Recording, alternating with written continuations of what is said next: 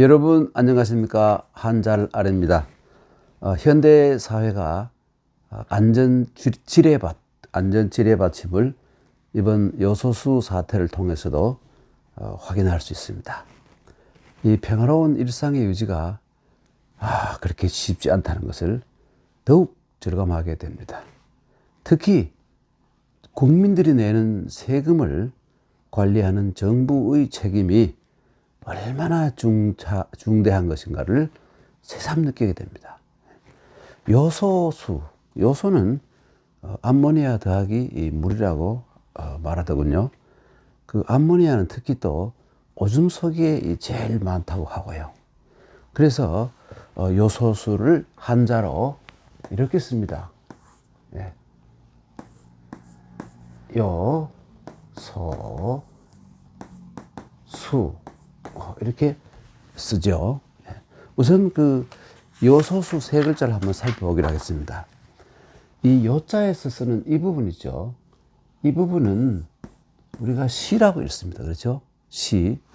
그런데 이 글자를 사람들은 이 글자와 혼동을 많이 하는데 이거는 죽은 사람이고요. 이거는 멀쩡하게 살아있는 사람입니다. 이것을 시체라고 이렇게 쓰기도 하는데 발음이 비슷하다고 빌려 쓴 것이지 원래는 이거를 써야 됩니다. 죽을 사자가 있는, 이건 멀쩡하게 살아있는 사람인데 시체라고 하면 안 되겠죠. 그렇죠? 살아있는 몸이라는 뜻이 되는 거예요. 네. 그런데 우선 오줌 요자 있지 않습니까? 이것을 옛날 사람들은, 중국 고대 사람들이 사람이 이렇게 서 있는 모양이죠. 사람 머리가 있고 몸이 있는데 여기에 말이죠. 이렇게 쓰여져 있어요. 그러니까 엉거주춤하게 서서 오줌 누는 장면이 바로 여자인데, 이것을 사람들이 어정쩡하게 서 있는 장면을 이렇게 이 글자를 빌려 써버렸습니다. 이 글자를. 그런데 사실 이 글자는 쪼그리고 앉은 모양, 쭈그리고 앉은 모양. 그러니까 중국에서도 서쪽 사람들은 별로 쪼그리고 앉는 게 없고 펑푸짐하게 그냥 앉거나 우리가 책상 다리라고 하죠. 혹은 꿇어 앉거나 이렇게 앉는데, 특히 동쪽 지역 사람들은 쪼그리고 앉는 이 자세를 편하게 생각해요. 그래서 이 동쪽 지역에 있는 사람들은 쪼그려 앉는다 그래가지고 이렇게 썼어요. 동시. 그런데 이 글자하고가 발음이 비슷하지 않습니까? 이거는 줄화살이에요. 활공자가 있고 말이죠. 여기다가 끈을 달아가지고 화살을 다시 회수할 수 있는 줄화살을 뜻하는 글자인데 발음이 비슷하다고 해서 동시라고 해놓고 이렇게, 이게 동이족입니다. 근데 이 글자를 빌려 썼는데 사실은 이 글자는 가차자예요. 원래는 이 글자를 썼습니다. 쪼그리고 앉는 사람들. 그러니까 여러분 쪼그리고 앉다, 쭈그리고 앉다 이런 의미를 가진 글자지요. 그런데 여기다가 아까 얘기했다시피 사람의 모양이죠. 그래놓고 이렇게 오줌이고, 또 이렇게 써놓고는 또 이렇게 쓰기도 했어요. 이게 바로 이렇게 쓰기도 하고 그 소변을 보는 것이죠. 어쩌면 이거는 남자의 소변을 보는 모양이고 이것은 여자가 소변을 보는 모양이고 이렇게도 구분할 수 있습니다. 예, 그리고 또 이 사람을 이렇게 놓고 여기다가 이렇게 된 게 있어요. 이거는 통일되어 있는데 바로 대변을 보는 장면입니다.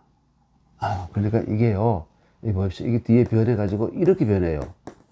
그런데 이게요, 이걸 똥시라고 하지 않습니까? 그런데 이 시는 쌀미자가 아니에요. 쌀미자 모양으로 변해서 그렇지 사실은 쌀미자하고 다른 거예요. 네. 쌀미자는 과거 보면 갑불문에 보면 이런 식으로 되어 있어요. 줄기고 쌀알이 달려있는 모양 이렇게 되어 있는 거예요. 이것이 변해가 이렇게 된 건데 이렇게 똥시자 해놓고 여기에 쌀이 변해서 혹은 이렇게 아니라 여기 딱딱 이렇게, 이게 여러분 또 어떤 의미냐면 아주 이게 보면 건강한 대변이죠. 건강한 대변이에요. 그 옛날 사람들은 사냥을 하기 위해서나 혹은 일을 하기 위해서 많이 돌아다녔기 때문에 소화불량이 돼서 물똥을 싸거나 이런 일이 없었던 것 같아요. 그렇기 때문에 이렇게 뚝뚝 떨어진 이렇게 토끼똥이나 혹은 개똥처럼 뚝뚝 떨어져 있는 아주 소화가 잘 된 대변을 그려 놓은 것이죠. 네. 그래서 요즘 너무 오래 앉아 있고 말이죠. 사람 운동을 안 하고 이러다 보니까 물똥도 많이 싸고 하는데 이 건강한 상황이 못 되는 것이죠. 이렇게 됩니다.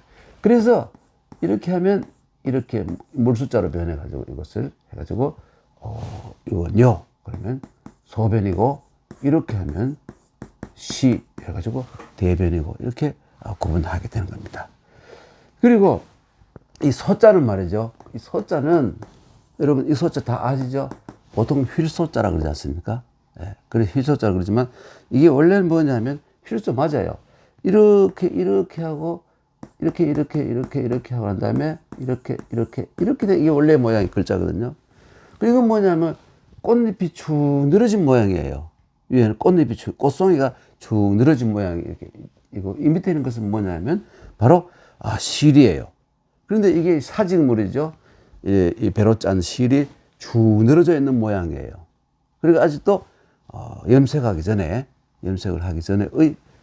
이 옷감의 모양을 그대로 이게 이런 글자로 변한 겁니다. 원래는 흰색을 가지고 약간 이런 노릇끼리한 색이나 흰색을 가지고 이 여러 가지 물감을 들여가지고 옷을 입죠. 옛날에는 또 검은 색깔을 많이 물들였어요. 그 이유가 뭐냐면 때를 안 타기 때문에. 네, 그래서 했던 겁니다. 그래서 하여튼 소자는 그 염색하기 전에 이 옷감인데, 이것이 어떤 의미를 가지게 되느냐면 원소라든지 혹은 요소라든지 중요한 요소, 이런 의미를 가지게 됩니다. 원소 혹은 요소, 이런 뜻을 가지게 돼요.